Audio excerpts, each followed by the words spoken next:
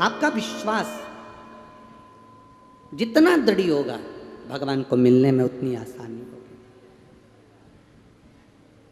आज भी दुनिया के लोग शंकर भगवान को पहचान नहीं पाए। एक बात अपने भीतर उतारना, जब धर्म की हानि होती है, अधर्म बढ़ता है, पाप बढ़ता है, तब परमात्मा प्रकट होकर इस सृष्टि का कल्याण करते हैं। वेद, पुराण, शास्त्र, ये सब एक बल प्रदान करते हैं। ये जितने वेद हैं, ये पुराण हैं, ये शास्त्र हैं, ये हमें बल देते हैं, ये हमें बल प्रदान करते हैं।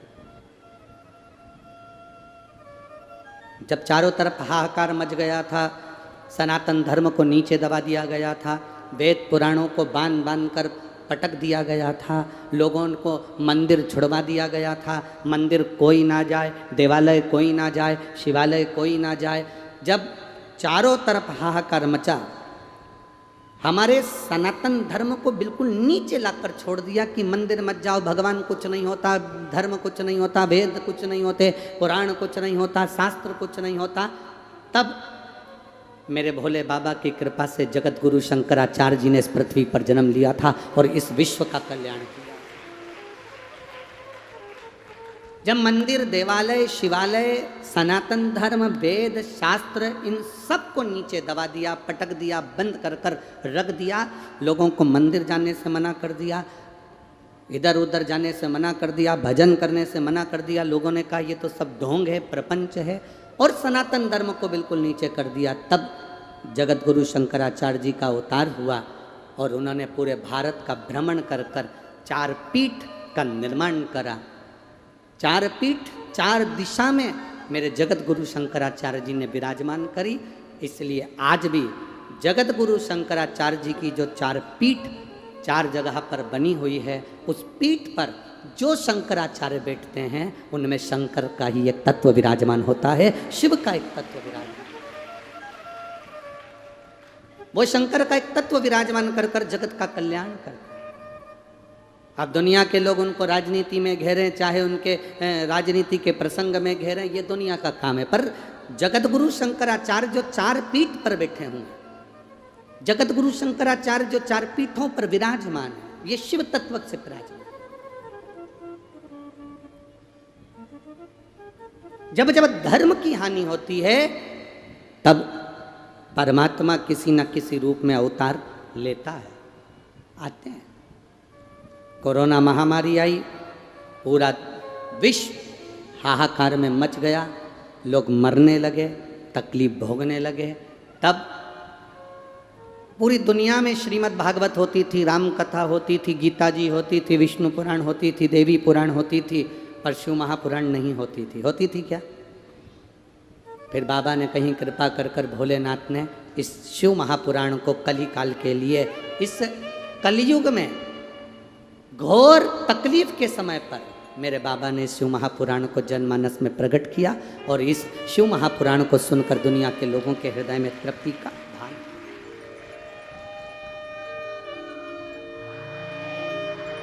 अब दुनिया के लोग आडंबर में नहीं पड़ते, अब दुनिया के लोग भ्रम में नहीं पड़ते, अब दुनिया के लोग आडंबर की ओर नहीं जाते कि कहीं आडंबर करने जा रहे हों या कहीं इधर उधर जा रहे हों। दुनिया के लोगों को अब तकलीफ होती है, दुनिया के लोगों को अब दुख होता है, दुनिया के लोगों को अब कष्ट होता है, तो उनके मुख से केवल एक ही शब्द निकलता है, अगर तू तकलीफ में है तो एक काम कर, या तो पशुपतिनाथ का व्रत कर ले या शंकर के मंदिर में जाना चालू कर ले। बस एक काम कर, सारी समस्या का हल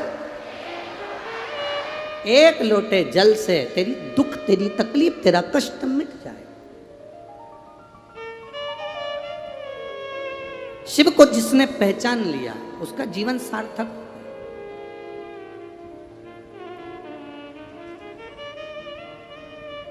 शिव कथा कहती है,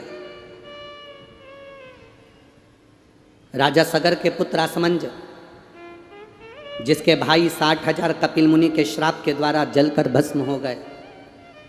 आसमंज पिता सगर के कहने से अपने भाइयों को ढूंढने के लिए जाते हैं, पर राख के ढेर क्या मालूम पड़ेंगे कि बोलेंगे मुख से कि हम यहाँ पड़े हुए हैं।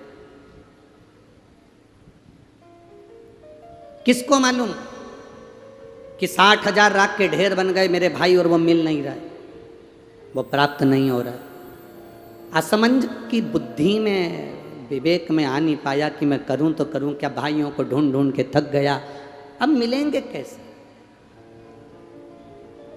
मेरे भाइयों को मैंने ढूंढा पर मेरे भाई मिलते नहीं हैं, कहाँ जाऊं मैं, क्या करूं मैं। तब रथ हाँकने वाले सारथी ने कहा कि तुम अपने गुरु बाबा के पास में जाओ। गुरु बाबा के पास पहुंचे। वशिष्ठ बाबा के पास में, गुरु बाबा के पास में जाओ। कोई मार्ग बताने वाला आपको मार्ग बता दे। जब तकलीफ की घड़ी हो, जैसे उसमें पत्र में लिखा था कि मेरी पड़ोस में एक आंटी रहती है, उन आंटी ने कहा कि तू शिव के मंदिर जा। कोई आ जाता है जीवन में जो मार्ग को प्रशस्त कर देता। आपकी दुख की घड़ी में, तकलीफ की घड़ी में कोई आ जाए और मार्ग प्रशस्त कर।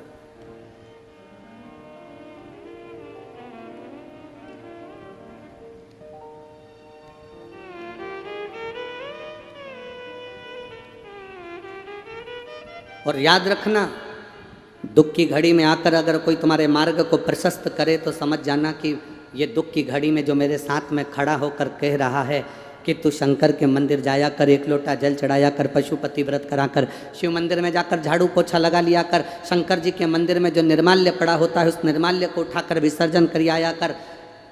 अगर कोई समझा रहा है तो ये समझें कि वो साधारण नहीं है, तुम्हारी पड़ोसन नहीं है, वो स्वयं शंकर भगवान आकर तुम्हें मार्ग बताकर जा रहे हैं कि तेरी समस्या का हल हो सकता है, तेरे दुख का हल हो सकता है।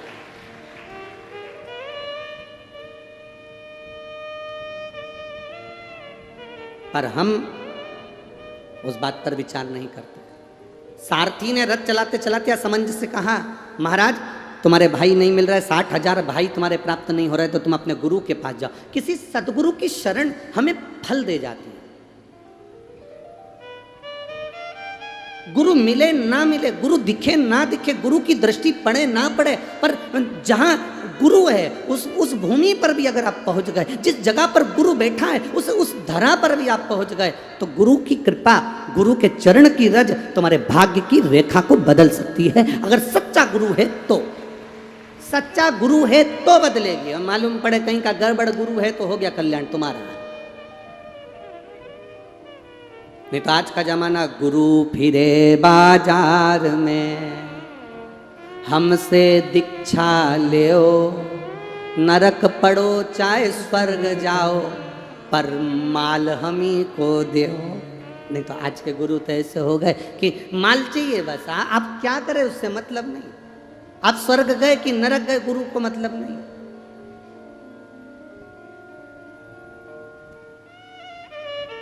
हमारे पास आना, हम आपसे ये वाली पूजन कराएंगे। हमारे पास आना, 500 रुपये की ये वाली पूजन होगी।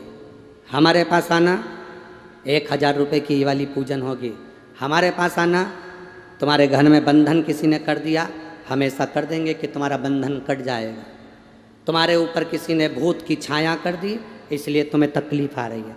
तुम्हारे घर को किसी ने बांध दिया, इसलिए तकलीफ आ रही है।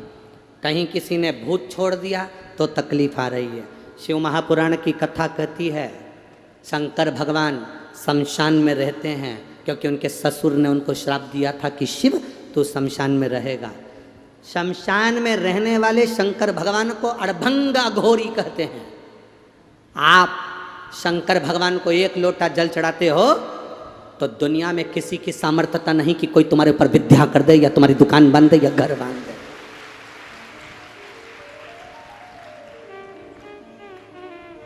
किसी की सामर्थ्यता नहीं कि तुम्हारी नौकरी को बांध दिया। पहले लोग कहते थे ये वाला दोष लग गया, पितृ दोष लग गया, काल सर्प दोष लग गया, वास्तु दोष लग गया। लोगों ने बाथरूम तोड़वाई, यहाँ बनवाई, सीढ़ी तोड़वाई, यहाँ बनवाई, ये करा वो बन करा। सारी दुनिया के लोगों ने सब कुछ तोड़वा के देख लिया, सब कुछ बदल के देख लिया। घर बदला, व्यापार बदला, दुकान बदली, सत्ता बदली, सब बदल कर देखा, पर व्यक्ति ने अपना मन बदल कर नहीं देखा। जिस दिन अपना मन बदल लेता उस दिन पूरा घर अपने आप सरल हो जाता, अच्छा हो जाता। हम सब कुछ बदले पर मन कहाँ बदलता।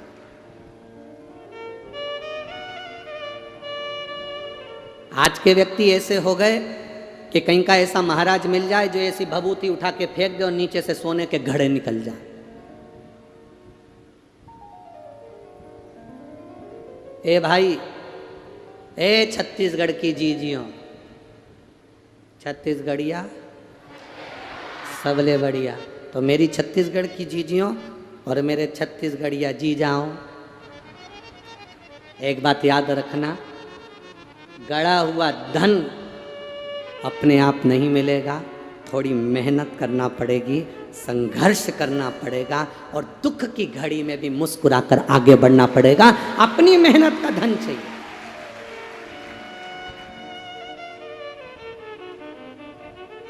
पानी गिरने से पहले किसान जमीन तैयार कर लेता है। बोलो रे भाई, सही है कि गलत? पानी गिरने पर किसान उसमें बीज बो देता है। बोलो सही है? अरे बोलो तो, बीज बो देता है। अगर मान लो किसान जमीन में बीज नहीं बोए, पानी गिरा, बीज नहीं बोया, तो जमीन में कुछ लगेगा कि नहीं लगेगा? अरे बोलो तो जम के, नहीं लगेगा? लगेगा। घास, कचरा, खरपतवार। बोलो सही है कि गलत है? जमीन खाली पड़ी है, उसमें पानी गिरेगा तो घास फूस नहीं लगेगा, खरपतवार नहीं लगेगा, आड़ा टेढ़ा पौधा नहीं उगेगा जो किसी काम का नहीं। गाजर, घास, खरपतवार ये सब उगेगा कि नहीं उगेगा? बोलो बोलो जम के, उगेगा ना। जमीन खाली पड़ी है, पानी गिरा तो उसमें खरपतवार उगा, उसमें घास फूस उगा, उसमें बेकार चीजें होगी। तो किसान अगर बीज बो देता तो ये खरपतवार, ये घास, ये फूस, ये गाजर घास उगती नहीं। उसमें बीज बो देता तो ये नहीं उगेगा, और अगर नहीं बोएगा तो ये सब फालतू की चीजें उगेगी। उसी तरह अपनी बुद्धि में शिव महापुराण का, शंकर जी की कथा का अगर बीज बो दिया है तो ये पक्का है कि उसमें फसल उगेगी, ये निश्चित है। मेहनत का फल मिलेगा, ये निश्चित है। और अगर इस बुद्धि में तुमने सत्संग का बीज या शिव पुराण का बीज या भगवान की भक्ति का बीज नहीं बोया तो इसमें खरपतवार उत्पन्न होगी। दिन भर फालतू के विचार आएंगे, फालतू का टेंशन, फालतू की बातें तुम्हारे मन में, तुम्हारी बुद्धि में समाती जाएगी। समझ लेना यह फालतू घास फूस उग रहा है। जब से शिव महापुराण की कथा लोगों ने सुनना चालू करी, लोगों के घर में लड़ाई झगड़े थोड़े कम हो गए। बोलो सही है कि गलत है? पहले सास भी फ्री थी, बहू भी फ्री थी, तो दिन भर लड़ाई होया करती थी। आजकल सास 2 बजे से 5 बजे तक टीवी पे बुक रहती है, बहू अपने कमरे में आराम से सोती रहती है। शाम होती है, 5 बजती है, बहू सास की चाय बनती है, दोनों पीती हैं। शाम को पति आते हैं, रोटी बनती है, खाते हैं, सो जाते हैं। लड़ाई की फुर्सत ही नहीं। लड़े कब? लड़ाई में कहाँ पे सुख का अनुभव हुआ? 3 माताएं बात कर रही थी आपस में। एक बोली मेरा पति बड़ा भुलक्कड़ हो गया री। दूसरी बोली तू रेन दे री बई, तेरे पति से ज़्यादा तो मेरा पति भुलक्कड़ हो गया, इतना भूलता है कि पूछो ही मत। तीसरी बोली तुम दोनों तो जाने दो चूल्हा में, मेरा पति तो ऐसा गजब का हुआ उसको तो कुछ याद ही नहीं रहता। तो इतने में तीनों ने बात करी कि तेरे पति को क्या हो गया, ऐसा क्या भूल जाता है? पहली बोली मेरा पति मंदिर जाता है पानी चढ़ाने के लिए, जल चढ़ाने के लिए, तो लोटा भूल आता है। दूसरी बोली हौरी भाई ये कोई भूलना हुआ, मेरा पति तो इतना बड़ा भुलक्कड़, सब्जी खरीदने जाता है तो ठेले पर ही उसका बैग, सब्जी का थैला भूल आता है, सब्जी की पन्नी भूल आता है। तीसरी बोली हौरी भाई तुम दोनों का तो पति फिर भी ठीक है। कल मैं कथा में गई थी कोडिया, एक जगह पर पानी के पाउच मिल रहे थे, मैं इधर से ले रही थी, मेरा पति मेरे बाजू में खड़ा होकर उधर से ले रहा था। मेरे को देखकर बोला बहन जी तुम्हें कहीं देखा है?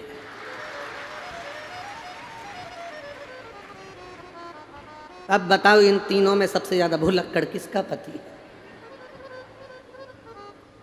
बस हम भी ऐसे ही हैं। आए थे शिव महापुराण की कथा सुनने के लिए, आए थे शंकर भगवान की कथा सुनने के लिए, जगह नहीं मिली तो पेड़ के नीचे बैठ गए, आनंद में बैठ गए, कहीं आवाज आ रही थी वहां बैठकर हमने कथा का रस तत्व ग्रहण कर लिया। चिंता मत करना, इतने भुलक्कड़ मत होना। मेरे बाबा की कथा में कहीं पर भी बैठकर सुन लो, मेरा शंकर भगवान तुम्हें भूलता नहीं है, झोली भर कर देता है। वो झोली भर कर प्रदान करता है, भूलता नहीं। बोल बम का नारा है, शिव तत्व में जाने। असमंज ने अपने सारथी के मुख से सुनकर अपने गुरु वशिष्ठ बाबा के पास में गए और गुरु जी से जाकर कहा, गुरुदेव मेरे 60,000 भाई अश्व ढूंढने के लिए, घोड़ा ढूंढने के लिए गए थे, पर उनको मिला नहीं और मेरे भाई भी नहीं मिल रहे, पूरी पृथ्वी पर ढूंढ लिया,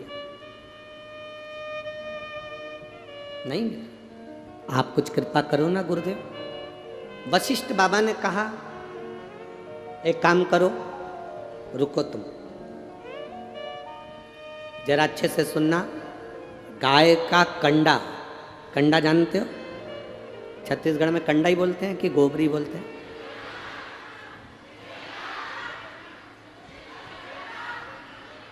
हाँ ठीक है। हाँ एक जनी बोलो तो मालूम पड़े ना, तो इतने सारे। चेला, हाँ ढेला और ठेला, चलो ठीक है, रखो रे बाबा। हाँ चेला,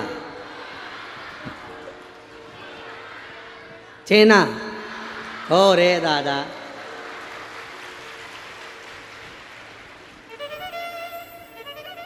तो हर छत्तीसगढ़ में तो गजब को नाम आए बाबा। ठीक। गाय का जो गोबर गिरता है, कंडा बनता, छेना बनता, या वो उपला, अलोना, गोबरी, जो समझो आप, वो बन गया।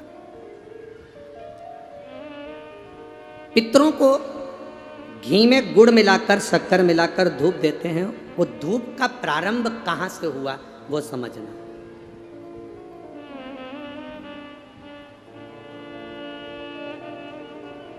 असमंज ने वशिष्ठ बाबा से कहा, मेरे भाई नहीं मिल रहा। वशिष्ठ ऋषि ने कहा, रुको। अपने शिष्य से कहा, नंदनी गाय का जो गोबर का कंडा बना है, छेना बना है, उसको लेकर अलोना, गोबरी, उसको ला। कंडे को लाया गया।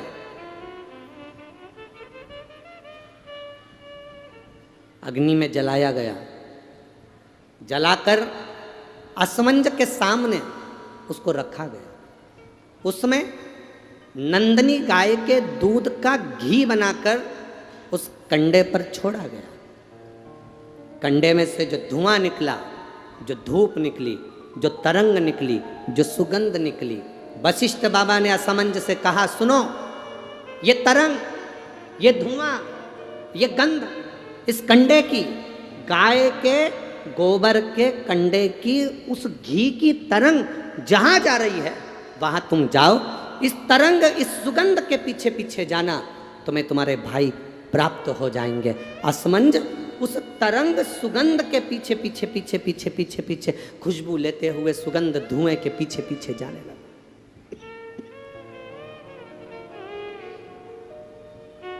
जाते जाते जाते जाते कपिल मुनि के आश्रम में असमंज पहुंच गए। सुगंध, जो कंडे पर धूप दी थी, घी छोड़ा था, नंदनी गाय का जो घृत छोड़ा गया था, उसकी गंध से कपिल मुनि के आश्रम में राजा रुक गए। असमंज उस गंध को वहीं पर जानकर उन्होंने देखा, यहाँ पर जरूर मिलेंगे। तब कपिल मुनि मिले और कपिल मुनि से मालूम पड़ा कि मेरे 60,000 भाइयों ने कपिल मुनि पर घोड़े के चोरी का, अश्व की चोरी का इल्जाम लगाया था। अश्वमेध यज्ञ के अश्व की चोरी का इल्जाम लगाया था, इसलिए ये 60,000 कपिल मुनि के आश्रम में जलकर भस्म हो गए, 60,000 राख के ढेर बन गए। असमंज ने कपिल मुनि के हाथ जोड़ लिए, गुरुवर मैं आपको नमन करता हूँ, मेरे भाइयों से गलती हो गई, आप पर चोरी का इल्जाम लगा दिया, निवेदन केवल इतना है कि अब मेरे भाइयों का कल्याण कैसे होगा। ये मेरे 60,000 जो भाई मरे हैं इनकी मुक्ति कैसे होगी, इनका मोक्ष कैसे होगा।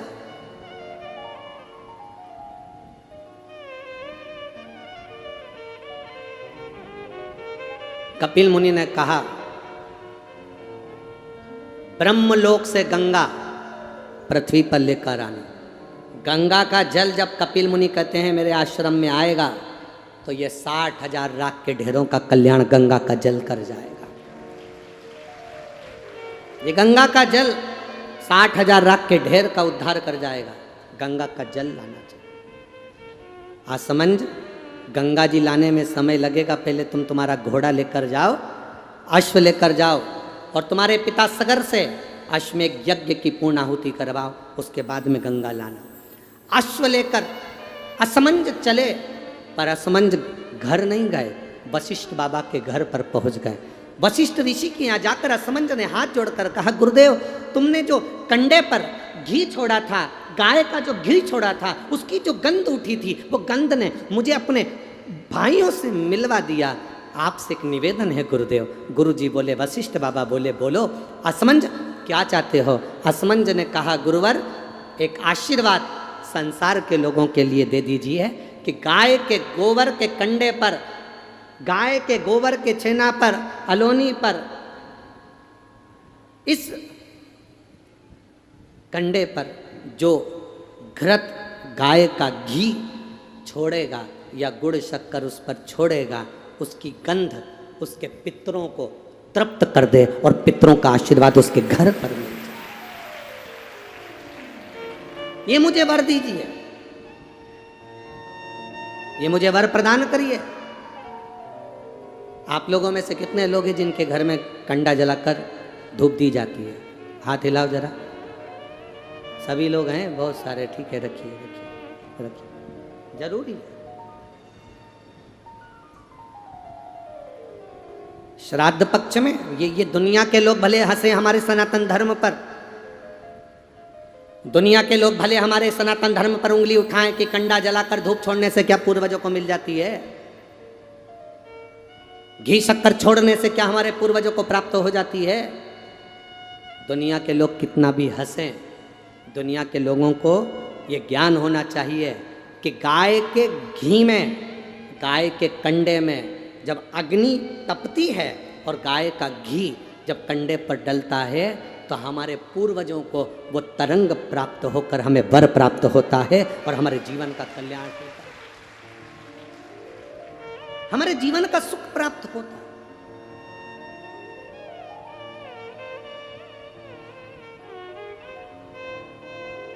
हमारे जीवन का एक आनंद प्राप्त होता है।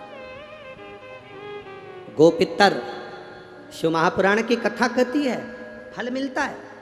आप शंकर भगवान को एक लोटा जल चढ़ा रहे हो और मन में सोच कर जल चढ़ा रहे हो, धीरे धीरे हाथ में जल लेकर धीरे धीरे समर्पित कर रहे हो। श्री शिवाय नमस्तुभ्यं, श्री शिवाय नमस्तुभ्यं, श्री शिवाय नमस्तुभ्यं, धीरे धीरे जल चढ़ा रहे हो।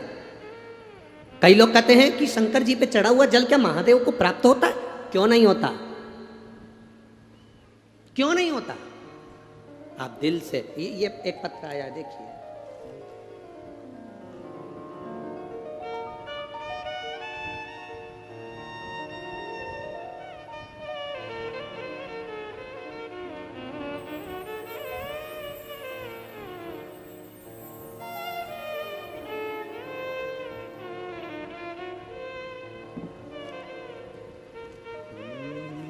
शंभो शरण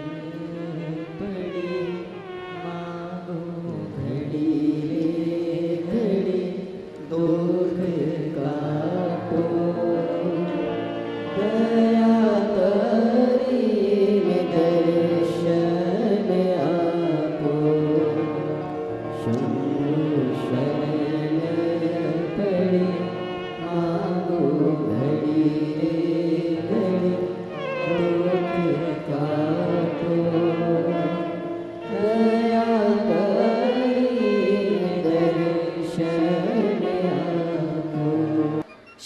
की प्राप्ति इसी को कर। क्या देगा मेरा शंभू, क्या प्रदान करेगा मेरा भोलेनाथ, क्या देगा मेरा शंभू पता नहीं, पर इतना जरूर है कि खाली न जाता कोई दर से तुम्हारे, खाली न जाता कोई दर से तुम्हारे, मैं भी खड़ी हूँ नन्ही बाण पसारे, अपने हृदय से लगा लो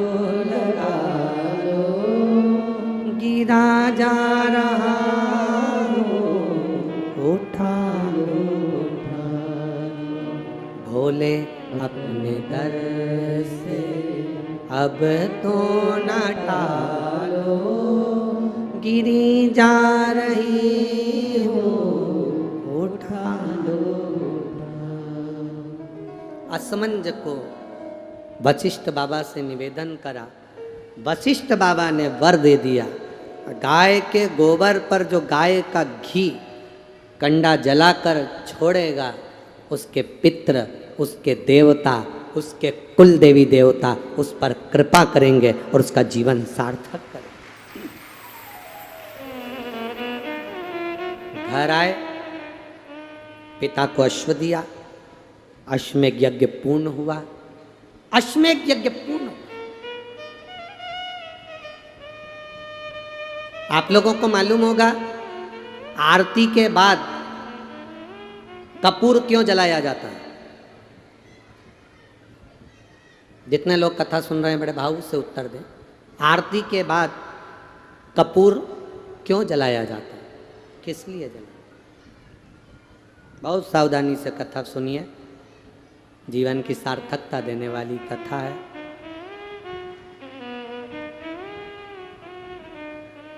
बहुत दिल से सुनोगे वो दिल से देगा। भले पेड़ के नीचे बैठ मैं आस्था चैनल के से निवेदन करूंगा और सोशल मीडिया टीम से निवेदन करूंगा कि बाहर जितनी पब्लिक बैठी है, धूप में बैठी, पेड़ के नीचे बैठी, उनको ड्रोन शॉट से कवर कर उनको भी आस्था चैनल पर जरूर दिखाएं कि छत्तीसगढ़ का शंकर भगवान के प्रति प्रेम क्या है, शिव तत्व की स्नेहता क्या है।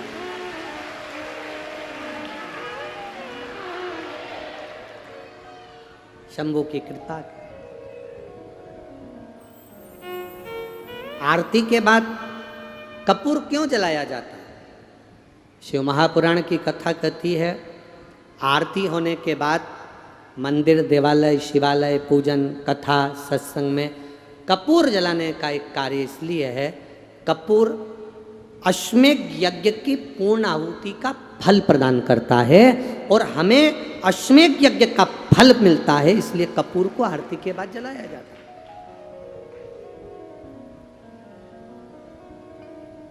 कपूर का तो हमारे शास्त्र में लिखा है, धूप बत्ती का हमारे शास्त्रों में लिखा है।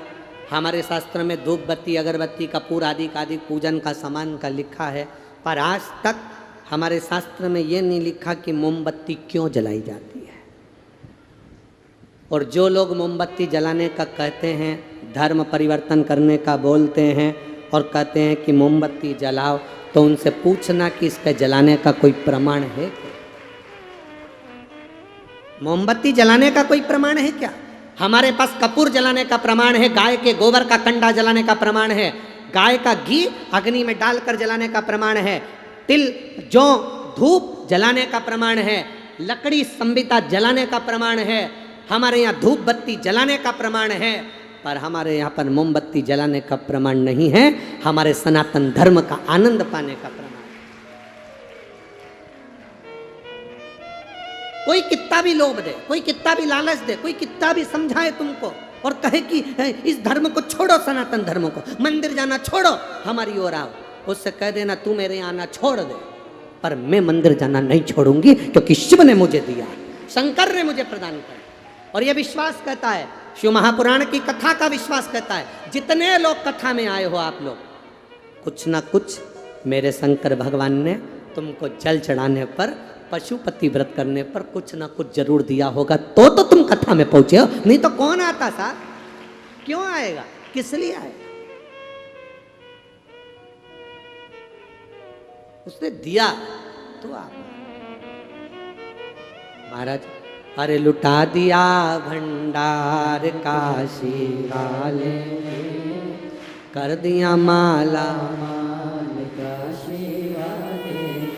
ये उसकी कृपा से मिला है, हमको क्या मिल प्राप्त? ये उसने करुणा करी। तुम लोग बड़ी जल्दी तैयारी कर लेते हो तुरंत। अपने स्थान पर बैठकर भगवान शिव से अपने मन की बात बाबा से अवश्य कहिए, दिल से बाबा से प्रार्थना करिए। जहाँ जगह मिले वहाँ बैठकर भगवान देवाधिदेव महादेव से अपने मन के भाव, अपने मन की बात कहिए। जिस जगह पर आपको जगह मिली हो, पेड़ के नीचे, रोड पर, बाउंड्री पर, जहाँ बैठे हो वहाँ बैठकर प्रार्थना जरूर करना, क्योंकि इतनी दूर दूर से आप लोग आए हो, झोलियाँ भर के लेकर जाओ, यही बाबा से प्रार्थना। जितने कार्यकर्ता खड़े हैं वो भी बैठकर बाबा से प्रार्थना करें। जिनको आता है अपनी वाणी से बाबा से कहें, बाबा खाली झोली लेकर आए हैं, ऐसी कृपा करना, झोली भर कर भेजना।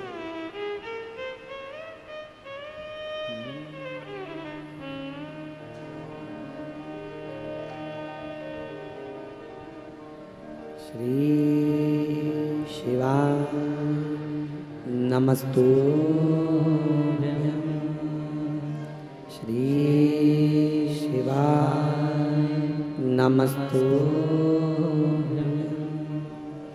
श्री शिवा नमस्तु, श्री शिवा नमस्तु, श्री शिवा नमस्तु।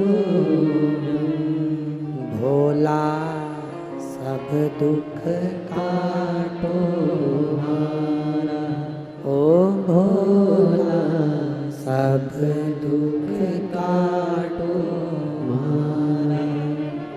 शिव शंकर जपो तेरी माला, भोले बाबा जपो तेरी माला। भोला सब दुख काटो हमारा, ओ भोला सब दुख काटो हमारा। वेश है मंगल मंगलकारी, वेश है मंगल मंगलकारी। शमशान वासी हमारा, शमशान वासी हमारा। ओ भोला सब दुख काटो हमारा, ओ भोला सब दुख काटो हमारा। शिव कथा कह रही है। असमंज ने जाकर अश्वमेध यज्ञ पूरा करवाया। उन्हीं के परिवार में श्री भागीरथ बाबा ने प्रकट होकर गंगा जी को लेकर कपिल मुनि के आश्रम में पहुंचकर 60,000 राख के ढेरों का कल्याण करवाया। हम क्यों कहते हैं गो और गंगा? आप लोगों ने सुना है कि नहीं सुना?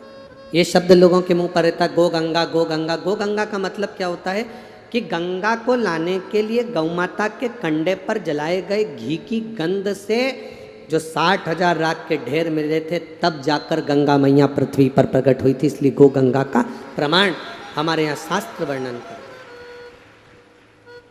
भगवान शिव का कथा का वर्णन।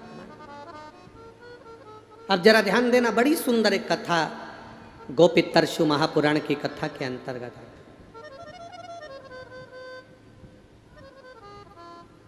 श्राद्ध पक्ष में जो गौ माता के विवाह की इस पवित्र कथा को जो सुनता है, उसके पितर कभी नरक नहीं भोगते, वो देवलोक में प्रधान पहुंच जाते, देवलोक में पहुंचते।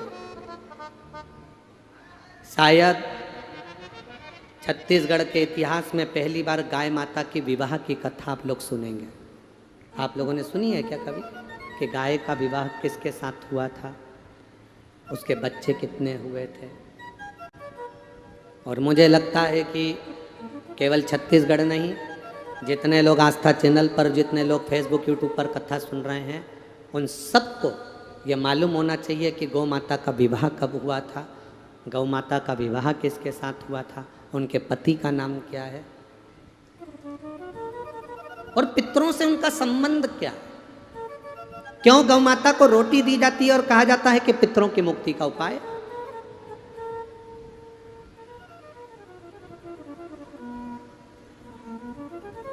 क्यों गौ माता को रोटी देकर पितरों के कल्याण की बात करी जाती है?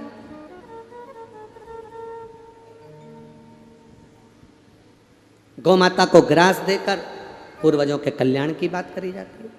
शिव महापुराण की कथा तो यहां तक कहती है,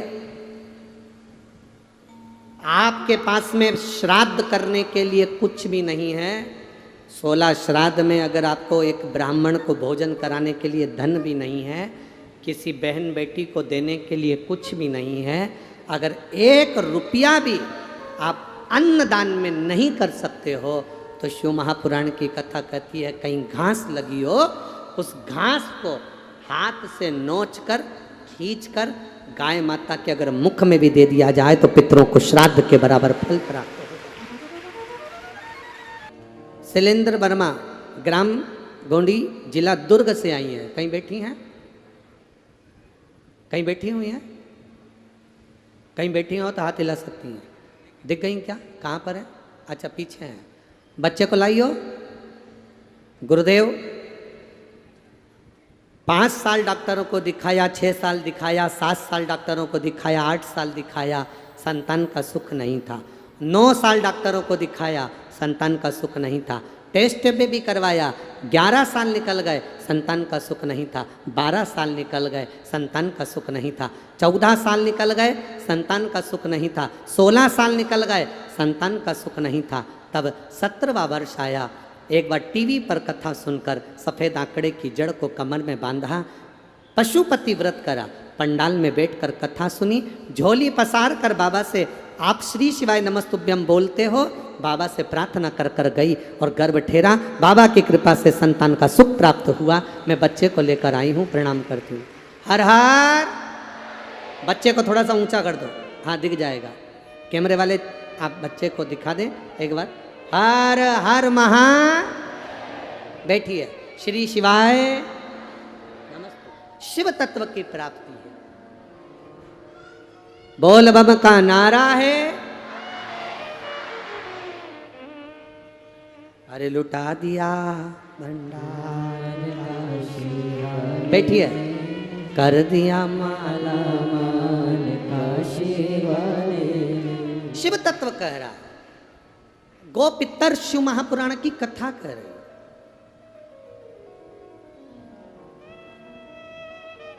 भगवान शिव की कथा वर्णन कर रही है। देवता और राक्षस मिलकर सब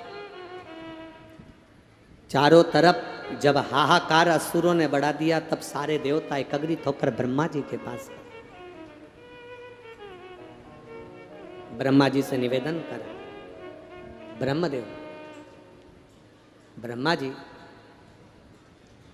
पूरी पृथ्वी पर हाहाकार मचा हुआ है और चारों तरफ बड़ी तकलीफ है। क्यों?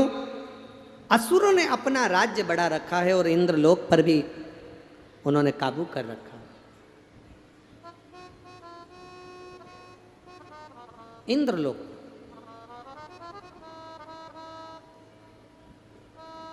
अब ब्रह्मा जी ने कहा कि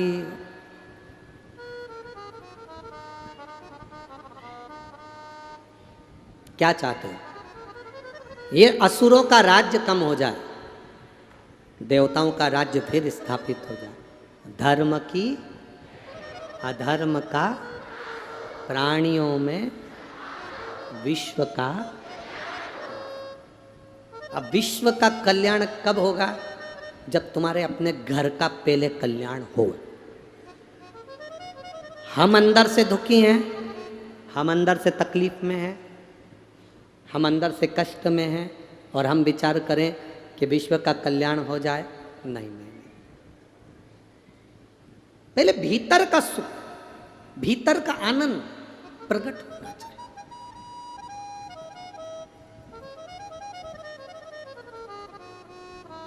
एक बहुत सुंदर बात अपने जीवन में उतारना कि अगर भोजन नहीं पचता ना तो बीमार कर देगा। भोजन नहीं पचेगा तो क्या करेगा? बीमार कर देगा। धन, सुख, संपदा भगवान दे दे और वो नहीं पचता।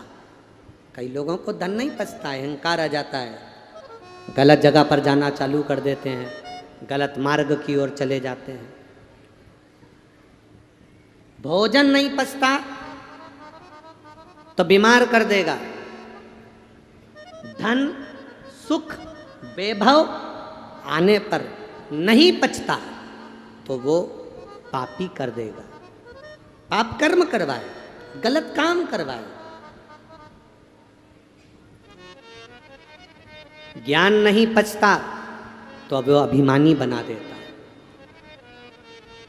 किसी किसी व्यक्ति को बहुत ज्ञान हो जाता है, बहुत शास्त्र पढ़े होते हैं, बहुत वेद पढ़े होते हैं, उसको संस्कृत का एक एक शब्द आता है, उसको एक एक पुराण की एक एक लाइन आती है, वेद कंठस्थ हैं, सब कुछ आता है उसको। वो बड़ा ज्ञानी बन गए, पर ज्ञान प्राप्त करने पर पचना भी तो चाहिए। रावण भी तो ज्ञानी बन गया था, पचा। बहुत विद्वान बन गए और तुम्हारे अंदर विद्वानता आने पर, बहुत विद्वान बनने पर अगर तुम्हारा ज्ञान नहीं पचा तो तुम अभिमानी बन जाओगे। मुझे इतना आता है, क्या जानता है वो? उसको क्या आता है?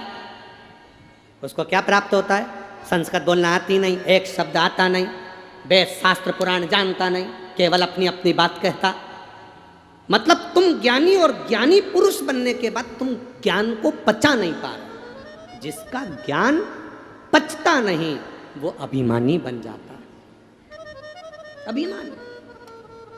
ज्ञान की सबसे बड़ी परिभाषा होती है, ज्ञानी व्यक्ति हमेशा झुककर चलता है, प्रणाम कर कर चलता है, और भी जो मिलता जाए उसको बटोरता चलता है। ये ज्ञान की सबसे बड़ी आनंदता। भोजन पचेगा नहीं तो बीमार कर देगा, सुख पचेगा नहीं तो पापी बना देगा, ज्ञान पचेगा नहीं तो अभिमानी बना देगा। महाराज, बात पचेगी नहीं तो चुगल खोटा बना देगी। अगर बात नहीं पचेगी, अंदर बात पच नहीं पाएगी तो तुम्हें चुगलखोर बना देगी। तुम्हारे को बात नहीं पची ना, किसी ने कहा, एक पति ने अपनी पत्नी से कहा, देख मेरे को भी बहुत जोरदार एक सोने की अंगूठी मिली है, पर तू किसी को बताना मती। अब उसके पेट में तो दर्द हो रहा, पच नहीं रही। वो पानी भरने गई, पड़ोसन ने पूछ लिया, आज तेरे चेहरे पे बड़ी प्रसन्नता दिख रही है।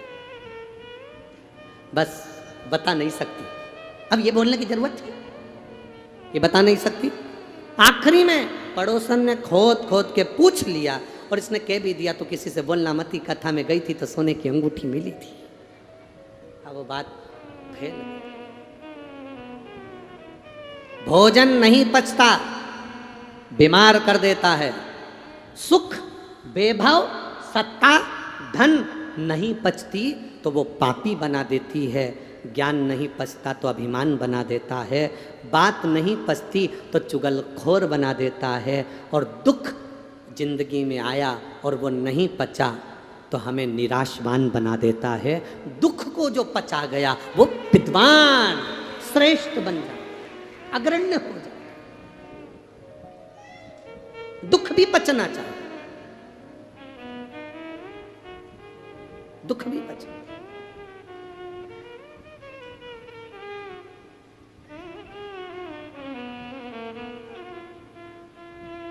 दुख कैसा होता है? रोटी बनाते हो आप लोग? अरे बोलो तो जम के। अच्छे से सेकते हो तो रोटी फूल जाती है। जो फूलता हुआ भाग है वो एकदम पतला पापड़ी सी हो जाती है, और नीचे नीचे की रोटी पापड़ी होती है क्या? वो थोड़ी सी मोटी रहती है। ऊपर पापड़ी हो गई, नीचे मोटी हो गई।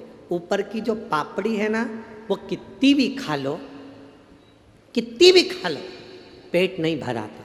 पर नीचे की जो थोड़ी सी मोटी सी भाग है, उसको आप थोड़ा ज़्यादा खा लोगे, पेट भरा जाएगा। ऊपर की पापड़ी जल्दी पचती नहीं है, पर नीचे का जो मोटा भाग है वो दूसरे दिन पच जाता है, पच जाता है। सुख और दुख, ये रोटी के दो हिस्से हैं। दुख ऊपर का भाग है, सुख नीचे का भाग है। नीचे का भाग सुख पच सकता है, पर दुख जो है ना वो पचता नहीं है। पर शिव महापुराण की कथा कहती है, जिसने दुख को अपना लिया, पचा लिया, महादेव का भजन करते करते, भक्ति करते करते दुख को जिसने झेल लिया, वो सुख की रोटी जिंदगी में खाता है। दुख पचना चाहिए। अरे मत बुरे कर्म कर बंदे, वरना पछताएगा। भगवान की आंखों से तू बच नहीं पाएगा, तू बच नहीं पाएगा। अरे ओ अज्ञानी मत कर नादानी, अरे ओ अज्ञानी मत कर नादानी। शिव महापुराण की कथा कहती है, भगवान शंकर का संवाद कहता है, देवता और असुर सब मिल गए, ब्रह्मा जी के पास गए। ब्रह्मा जी ने भगवान विष्णु के पास भेजा, भगवान नारायण ने भगवान शंकर जी के पास भेजा कि शिव जी से पूछो इन असुरों का संहार कैसे होगा और देवताओं का राज्य कैसे स्थापित होगा।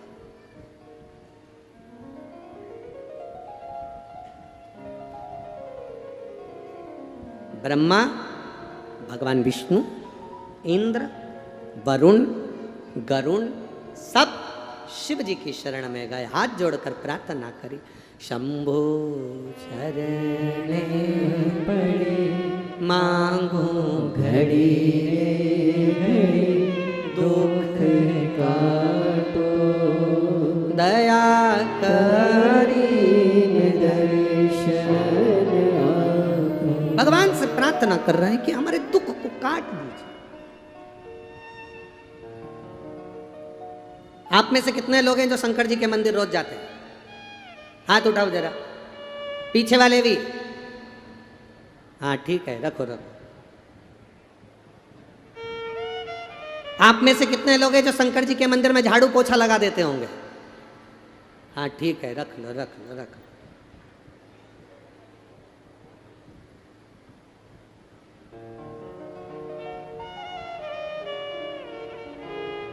अब एक बात अच्छे से सुन लो, रोज मंदिर जाना, रोज जल चढ़ाना, पर रोज भगवान से मांगना नहीं। एक बार जल चढ़ाना, दिल से कहना, बाबा बहुत तकलीफ में हूँ, बहुत कष्ट में ज़िंदगी चल रही है मेरे बाबा, बहुत दुख है मेरे जीवन में, आप इसको सवार लीजिए,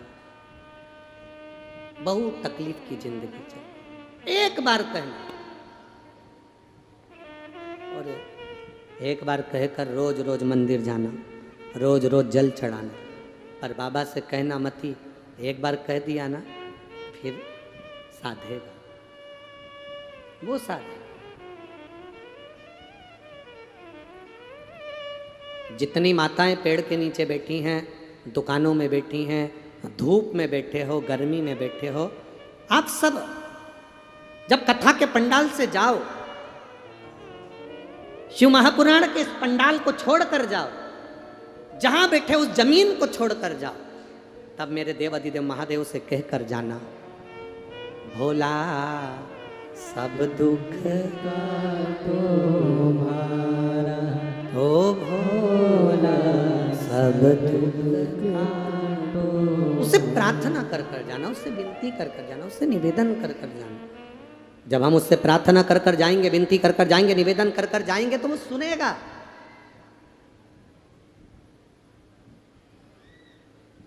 श्रवण करेगा। सारे देवता भगवान शंकर के पास में गए, हर हर बोल बम का नारा है, सारी समस्या का हल। सब ने हाथ जोड़कर प्रार्थना करी। देवादिदेव महादेव के नेत्र खुल गए, शिव जी के नेत्र खुले। बाबा ने पूछा क्या बात है? शंकर भगवान ने जब पूछा कि बात क्या है, देवताओं ने हाथ जोड़कर कहा, बाबा बस आपसे एक प्रार्थना है। असुरों ने अपना राज्य स्थापित कर लिया, देवता भटक रहे हैं, आप कृपा कर दो, आप दया कर दो। शिव जी ने कहा, देवता और राक्षस मिलकर समुद्र का मंथन करो। मंथन में जो अमृत निकलेगा वो अमृत देवता धारण कर लेना, सुख अनुभव हो जाए। अब देवता और राक्षसों ने मिलकर समुद्र का मंथन किया। जो मंथन करना प्रारंभ करा, कच्छप भगवान विष्णु रूप धरकर नीचे गए, मंदराचल पर्वत को, सुमेरु को अपने पीठ पर रख लिया, शेषनाग की नेति बनाकर मंथन करना प्रारंभ करा। और मंथन करते करते करते करते सबसे पहले गौ माता प्रकट हो गई। कितनी गाय निकली? 5 गाय प्रकट हुई। पहली नंदा, दूसरी सुभद्रा, तीसरी सुरभि, चौथी सुशीला, 5वीं बहुला। 5 गाय प्रकट हो गई। 5 गाय प्रकट हो गई।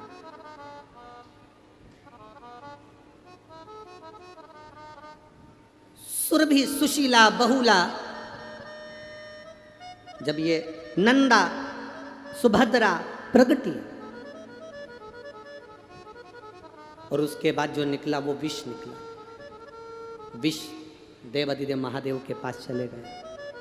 गाय जो प्रकट हुई, सुरभि जिसको कामधेनु कहते हैं, ब्रह्मा जी के हृदय से दक्ष प्रजापति प्रकट हुए थे। उनकी धर्म पत्नी वीरणी ने जब देखा सुरभि गाय को, बड़ी सुंदर गाय है, बड़ी सुंदरता उसकी है क्योंकि वो कामधेनु है, बड़ी सुंदर।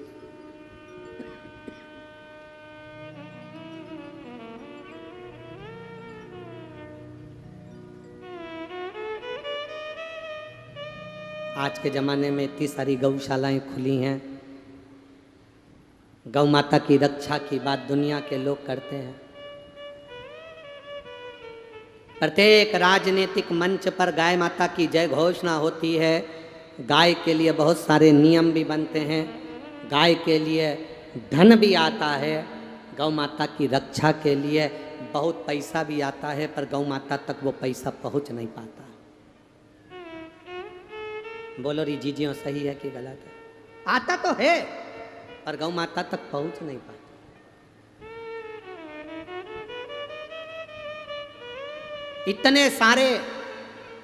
इतने सारे गौशाला, इतने सारे एनजीओ, इतनी सारी संस्थाएं गौ माता के लिए काम कर रही हैं, गौ माता के लिए आगे बढ़ रही हैं, पर फिर भी गौ माता रोड पर कचरा, पन्नी, पॉलीथीन खा रही, तो भी दुखी। हम तो एक निवेदन करना चाहेंगे, अगर हमारी बात माननीय प्रधानमंत्री जी तक, राष्ट्रपति तक पहुंचे,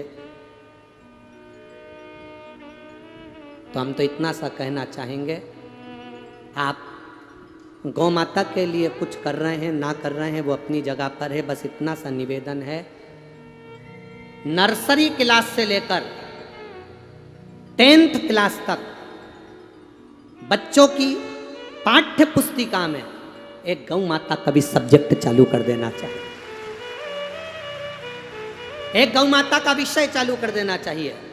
पहले सनातन धर्म की रक्षा के लिए पाठ्य पुस्तिकाओं में जब हम छोटे थे, इसमें कई माताएं बैठी होंगी, कई बहनें बैठी होंगी, कई मेरे भाई बैठे होंगे, उनको मालूम होगा पहले गाय का निबंध आता था। बोलो आता था कि नहीं आता था? पहले गाय का निबंध आता था तो बच्चे, छोटे छोटे बच्चे याद करते थे, गाय के 4 पांव होते हैं, गाय के सींग होते हैं, गौ माता को चारा दिया जाता है, गोपाष्टमी के दिन उनकी पूजन करी जाती है, गाय चरने के लिए जाती है, गाय दूध देती है, उस दूध से माखन बनता है, उससे हमारा जीवन का यापन होता है। गाय के दूध में 67% कैलोरी होती है, 67% कैलोरी गाय के दूध में होती है। माँ के दूध में तो केवल 65% कैलोरी होती है, पर गाय के दूध में 67% कैलोरी होती है, जो कैंसर भी समाप्त कर देती है। मेरा माननीय प्रधानमंत्री जी से, मुख्यमंत्री जी से, प्रत्येक प्रदेश के मुख्यमंत्री से और प्रत्येक प्रदेश के मुख्यमंत्री और अध्यक्ष उपाध्यक्ष जितने बैठे हैं और जितने मेरे इस भारत की भूमि के प्रधानमंत्री और राष्ट्रपति जी से केवल एक निवेदन रहेगा कि नर्सरी से लेकर 10वीं क्लास तक आपकी पाठ्य पुस्तिकाओं में गौ माता का भी एक पाठ जरूर डाल दीजिए, जिससे बच्चे याद करें। धीरे धीरे अंग्रेजी पढ़ाई में, अंग्रेजी एजुकेशन में गौ माता के पाठ्यक्रम को पढ़ाना बंद कर दिया गया। पहले गाय का निबंध आता था, अब दूसरे निबंध आते हैं, गाय का निबंध नहीं आता। ऑब्जेक्टिव प्रश्न आते थे, उसमें पूछा जाता था गाय के पूजन का विधान, गाय के दूध का विधान। मेरा निवेदन केवल इतना सा है, आप कुछ नहीं कर सकते तो पाठ्यक्रम में गाय को जोड़ो। गाय अगर पाठ्यक्रम में जुड़ेगी तो जरा जरा से बच्चों के दिमाग में बैठेगा कि गाय हमारी माता है और इसको हमें संभालना है। आज बच्चों के दिमाग में ये बात बैठी नहीं रही कि गाय हमारी माता है और इसे हमें संभालना है। उनकी निगाह में तो बस डी फॉर डॉग, बस उनके ध्यान में आ गया कि कुत्ता पाल लो, सवेरे सवेरे चड्डा पहन के, टी शर्ट लेके, जंजीर से बांध के कुत्ता घुमाओ। वेद शास्त्र कहते हैं सवेरे सवेरे गौ माता के पीछे चलो तो दिन अच्छा निकलता है, और यहाँ सवेरे सवेरे कुत्ते के पीछे चल रहा है। इनके घर के बच्चों को नौकरानी छीछी करा रही, ये कुत्ते को छीछी करा रहा है। बड़े बड़े पैसे वालों के घर के बच्चों को नौकरानी बेचारी संभालती, छीछी कराती, उसके पंथरिया बांधती, कपड़ा बांधती, कपड़े पहनाती, और उनके घर के कुत्ते को बड़े बड़े सेट, डेंटिंग पेंटिंग करके, सेठानियाँ जंजीर से बांधकर सवेरे सवेरे छीछी करा रहा है। तुम्हारे घर की औलाद को नौकरानी करा रहे, तुम कुत्ते को करा रहे और अपने आप को सेठ समझ रहे। अरे भाग्य फूटे हैं तुम्हारे, भगवान ने तुम्हारी किस्मत में यही लिखा कि कुत्ते को छीछी कराओ।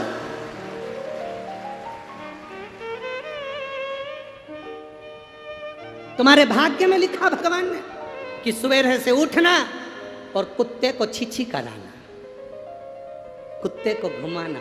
जरा अपनी किस्मत को तो सोचो कि तुम्हारा भाग्य भगवान ने इतना धन देने के बाद भी तुम्हारी किस्मत में कुत्ता घुमाना लिखा, कुत्ता घुमाना।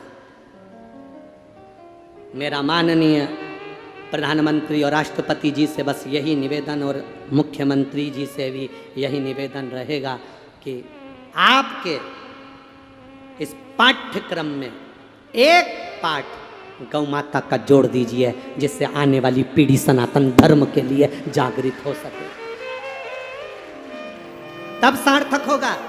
और अगर ये बात माननीय प्रधानमंत्री जी तक नहीं पहुँचे, राष्ट्रपति जी तक नहीं पहुँचे, तो आने वाले समय में जिस जिस जगह कथा करने जाएंगे वहाँ पर 5 पैसे का, 15 पैसे का पोस्ट कार्ड सबसे लिखवाएंगे, पता लिखवाएंगे और पहुँचवाएंगे कि गौ माता का पाठ्यक्रम हमारे सब्जेक्टों में होना जरूरी है। सनातन धर्म की रक्षा के लिए, वेद पुराण शास्त्रों की रक्षा के लिए आप गौ माता के लिए कुछ नहीं कर सकते, तो इतना करो कि बच्चे बच्चे के दिमाग में ये बैठ जाए कि गाय हमारी माता है और हमें इसकी रक्षा करना है। गाय के दूध से कैंसर समाप्त होता है, गाय के मूत्र से कैंसर समाप्त होता है, गाय के गोबर के कंडे पर पांव रखकर हल्दी डालकर बैठ जाओ तो शुगर का लेवल डाउन हो जाता है। गाय का एक एक शरीर का एक एक चीज हमारे जीवन को सुख प्रदान करने वाली, ये सीखे बच्चे, ये बच्चों को ज्ञान होना चाहिए, बच्चों को होना चाहिए सब्जेक्ट, चाहे वो अंग्रेजी में आए चाहे हिंदी में, पर उस सब्जेक्ट में गाय के लिए कुछ हो। मंथन में निकली 5 गाय,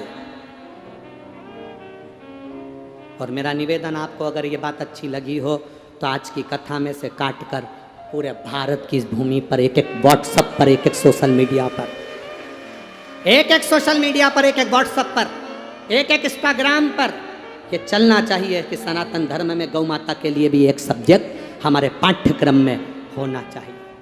एक सब्जेक्ट हमारे पाठ्यक्रम में, अगर सब्जेक्ट नहीं हो तो पाठ हो, पर हो पाठ्यक्रम में जुड़े।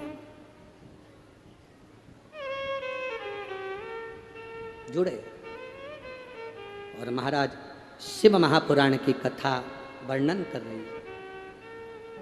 दक्ष प्रजापति की पत्नी वीरणी ने, दक्ष प्रजापति की 2 पत्नी थी, एक प्रसूति एक वीरणी। आप लोगों को एक बार वीरणी की कथा पहले कही है, सुनी है क्या आप लोगों ने? बोलो किस किसने सुनी है रे? सबने सुनी है वीरणी की कथा। माता वीरणी का वर्णन एक बार कर चुके हैं, इसलिए उस प्रसंग को तो ज़्यादा नहीं छेड़ेंगे, पर गोपितर शिव महापुराण की कथा में गौ माता के विवाह का जो प्रसंग बताया गया, उसको हम शिव जी से अपने हृदय की बात बड़े भाव के साथ, दिल के साथ, आनंद के साथ, भाव से कहिएगा। बाबा देवादिदेव महादेव से दिल से प्रार्थना करिएगा, भाव के साथ में बाबा को अपने मन की बात बड़े आनंद के साथ। कार्यकर्ता भी जहाँ खड़े हैं बैठकर बड़े दिल से बोलिए। बार बार ये कथा कौड़िया में छत्तीसगढ़ की इस पावन धरा पर बार बार नहीं होती, बड़े भाव से मौका मिला है 16 श्राद्ध में, दिल से कहें श्री शिवा नमस्तुभ्यं, श्री शिवाय नमस्तुभ्यं, श्री शिवाय नमस्तुभ्यं, श्री शिवाय नमस्तुभ्यं।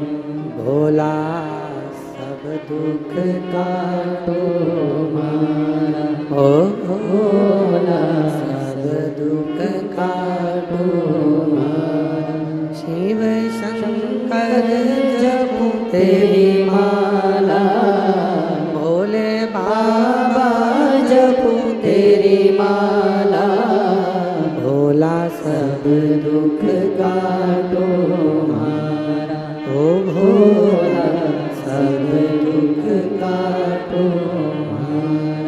वेश है मंगल मंगलकारी, वेश है मंगल मंगलकारी, शमशान वासी हमारा, शमशान वासी हमारा, ओ भोला सब दुख काटो मारा, ओ भोला सब दुख काटो।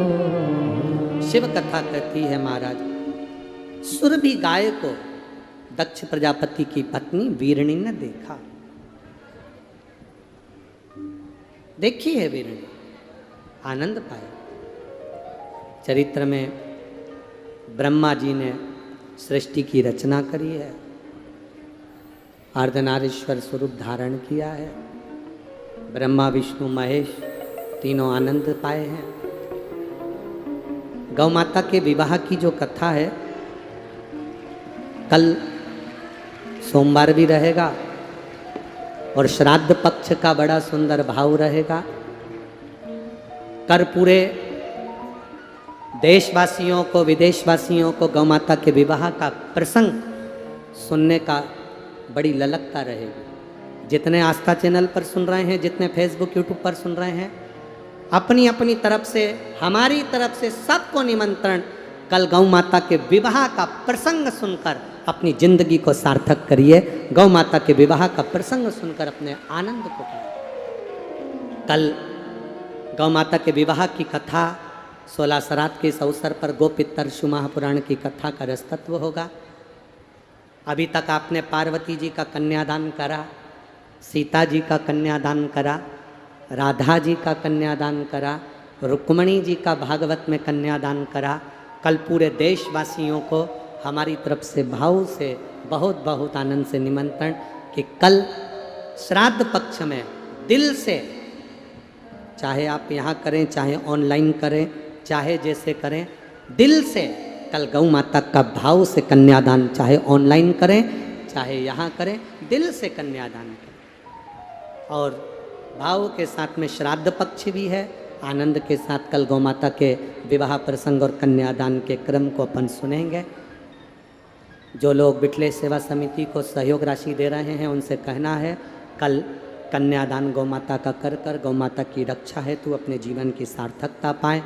संपूर्ण देशवासियों को आनंद के साथ इस राष्ट्र की रक्षा हो। धर्म की अधर्म का, प्राणियों में विश्व का, हर हर।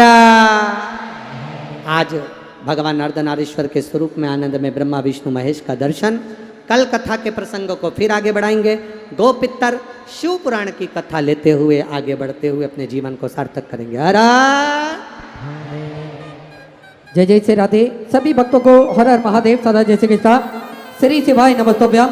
व्यासपीठ को नमन करते हुए हम सबके प्रिय, हम सबके लाडले ठाकुर कल्लू जी महाराज के चरणों में नमन करते हुए, परम सत्य परम आदरणीय विश्वविख्यात पूज्य गुरुदेव के पावन चरणों को नमन करते हुए और आप सभी शिव भक्तों के चरणों में नमन करते हुए सुंदर आज दूसरे दिवस की कथा हम सभी ने श्रवण करी। और जैसा कि आप सभी को ज्ञात है कि इसके बाद में जो कथा नागपुर की पावन धरा पर होगी 17 अक्टूबर से 21 अक्टूबर तक शिव पार्वती शिव महापुराण की कथा दोपहर 2 बजे से 5:30 बजे तक श्रवण कर सकते हैं। स्थान दिघोरी टोल नाका उमरेड रोड नागपुर से आप सभी ये कथा श्रवण कर सकते हैं और अपने जीवन को कृतार्थ कर सकते हैं, आनंद में कर सकते हैं। नागपुर वालों करो तैयारी, आ रहे हैं कुबेर भंडारी। आप सभी बड़े ही हर्षोल्लास से इस कथा का आनंद लें और अपने जीवन को कृतार्थ करें। आरती का समय हो चुका है। आरती में जिन भक्तों के नाम मत से लिए जाएंगे वे अति शीघ्र मंच पे पधारें। राम बाबू जी, रुक्मणी जी साहू, मानिक राम जी, हेमा होम बाई जी साहू, लक्ष्मी नारायण पार्वती जी साहू, सनत जी साहू, नीरा जी साहू, खूबलाल जी, ममता जी साहू, लीलाधर जी, कुंवरिया जी साहू, कन्हैया जी साहू, हेमलता जी साहू, देवलाल जी, पूर्णिमा जी साहू, जितेंद्र जी जसवाल, सत्य प्रकाश जी बंजाटे अति शीघ्र मंच पे पधारे। सुंदर आरती का आनंद लेंगे। जय जय श्री राधे। ध्यान देंगे कल कथा का समय टीवी पर भी और पंडाल में भी दोपहर में 1 बजे से 4 बजे तक है। कल से कथा रोज 1 बजे से 4 बजे तक चलेगी। आप छत्तीसगढ़ वाले और जहाँ जहाँ लोग कथा सुन रहे हैं उनसे निवेदन है अपने व्हाट्सएप पर, इंस्टाग्राम पर लिख के जरूर डालें कि कल गौ माता के विवाह का जो प्रसंग चलेगा वो दोपहर में 1 बजे से 4 बजे तक चलेगा। तो जरूर हमारी तरफ से निमंत्रण आप सबको गौ माता के विवाह प्रसंग को सुनने के लिए। आप भी अपने अपने सोशल मीडिया पर कल सब को ये जरूर डालें कि आस्था चैनल पर 1 बजे से 4 बजे तक गौ माता के विवाह का प्रसंग सुनकर ये महसूस करें कि हम गौ माता का कन्यादान कर रहे हैं। और ज़्यादा से ज़्यादा लोग फेसबुक, यूट्यूब पर और आस्था चैनल पर इस पावन प्रसंग को सुने। ये पूरे राष्ट्र के एक आनंद के साथ पहली बार गौ माता के विवाह का प्रसंग आस्था चैनल पर और फेसबुक, यूट्यूब पर सुनाया जाएगा। हर हर 1 बजे से